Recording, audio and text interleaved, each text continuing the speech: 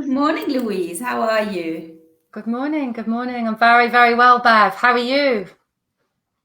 Good, thanks. Very good, thanks. Just adjusting my desk. There we go. So today, Louise, we had a fabulous question about when friendship turns into an intimate relationship to go out the window.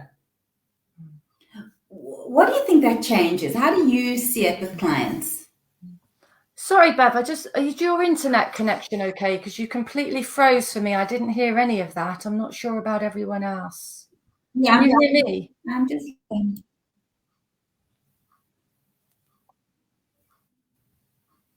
I've got internet. Yep. Oops. I can hear you now. Okay. How's that? We good? Yes, all good. And hopefully our listeners, viewers, and people on the replay will get us. Fantastic. Great. Okay, so we've had a question from. Yeah. So, when you have this great friendship and you really feel understood by a person, and that friendship turns into something more intimate. And then as the commitment continues or deepens, if you like, there seems to become a turnaround where what used to be a friendship can become quite an irritation. What you used to find attractive can character traits that you used to find attractive can now become an irritation. And I thought that was a great question. What's your understanding of why that happens and how that works? It's a big, big question there, Bev. But in a nutshell, how I see it is there's very much a falling in love stage, and when we are creating those friendships, creating that relationship, connecting with that person, a lot of the time we're actually conscious. We are that, our dreams, our wishes, our desires are being fulfilled in as we develop that friendship and that relationship. And then there comes a time in most of our relationships or many of our relationships when we become the being in love. And that really is when we can go back to our old programming. So we see that person now differently. So the laundry that was left on the floor didn't irritate us in the beginning because we were in love. And that's probably the best feeling we can, if anyone's experienced that first love or being in love, really is the best feeling in the whole world. And that washing on the floor, it's not irritating. But as this consciousness wears off and we get used to we go back to our old programming, if you like, this then becomes an irritation to us because now we are not conscious in that. So that's really what's happening. But from the way I see what's happening and the way I see it in a lot of relationships, so we go from falling in love and then we are in love, and the dynamics of the relationship absolutely change. And even when we decide to make that commitment of marriage or to live together or to take it one step further, we do feel differently about that person, without a doubt. I think with my own marriage, my husband and I, when we fell in love, there was a chemistry there, and we were very, very good friends. And a lot of that friendship came from we shared similar values. We liked doing things together, and that's how the friendship developed. And when I look at my own children, who've all married their school friends, which is bizarre, they developed those friendships as platonic friendships in school, and they have developed onto falling in love, the more intimate relationship. But there definitely is a shift. It's never blanket. Every single relationship is different.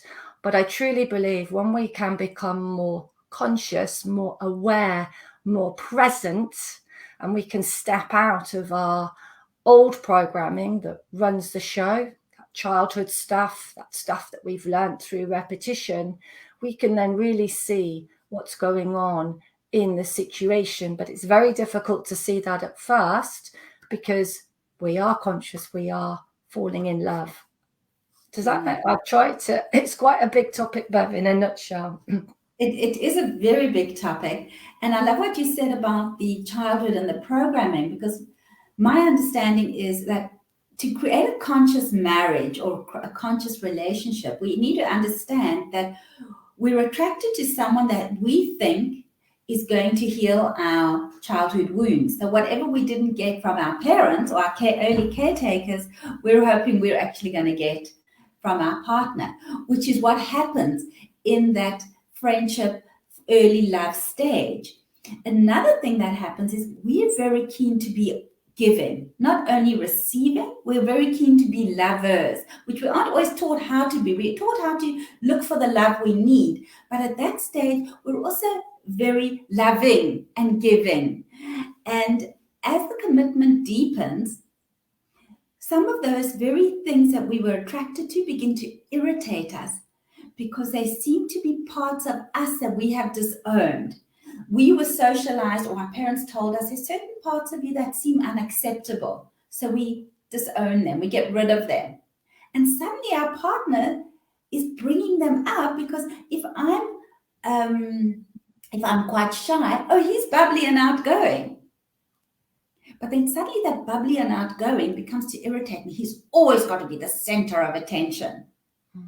But really what he's doing, he's reflecting back to me a hidden part of me that once I can say, oh, I used to be more friendly and unreserved, and I can accept that part, then I can heal myself as well as him. I can be there for him, what he needs, and be that giving part again, and be receiving of remembering those parts of me that I disowned that aren't so ugly. Does that kind of make any sense? Beautiful, Bev. And you took the words right out of my mouth there, where we are unconsciously seeking, something that other person has. And so we feel like we're fitting a jigsaw puzzle. And you put that beautifully across there. We're actually always subconsciously seeking that. But what that means is we're coming from a place of need. I need you to behave in this way. I need you to act like this. I need. Instead of which a healthy relationship is created when we feel whole ourselves. Wow. So we come from a place of being able to give without constantly needing that person to show up in a certain way. And if we go back to that childhood programming, you may well notice that you are seeking out a relationship that is perhaps like your parents, or perhaps strands of, you can see your father in this, and they may be things that, are not consciously in your wishes and desires, but this is the programming say, this is what a relationship looks like. And so it is so important to be conscious. And I love the way you put that across, Bev, that we are seeking what we feel we haven't perhaps got.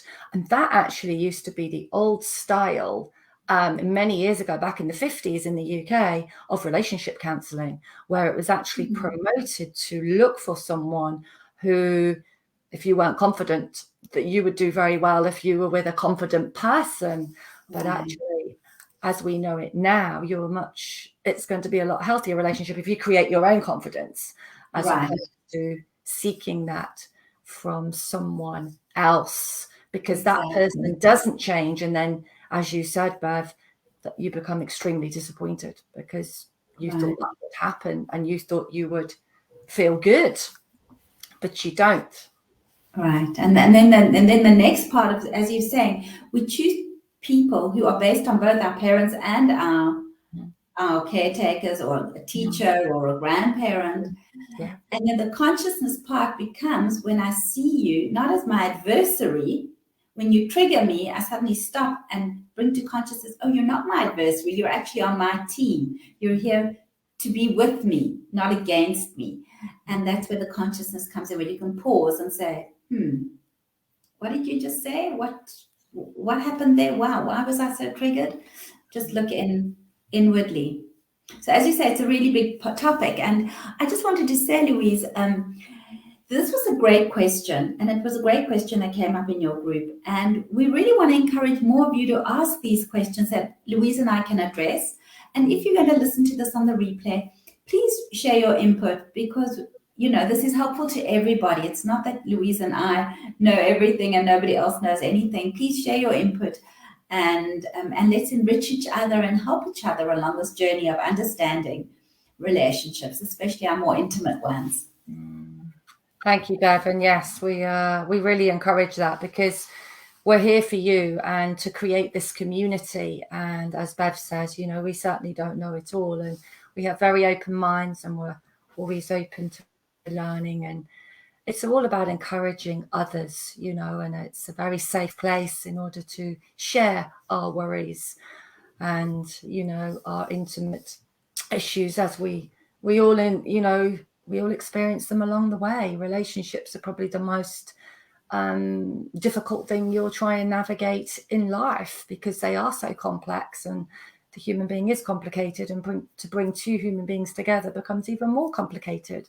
But it can also be the most enriching experience to have healthy relationships. So I think for today, Bev and my message is, to remain conscious as much as you can.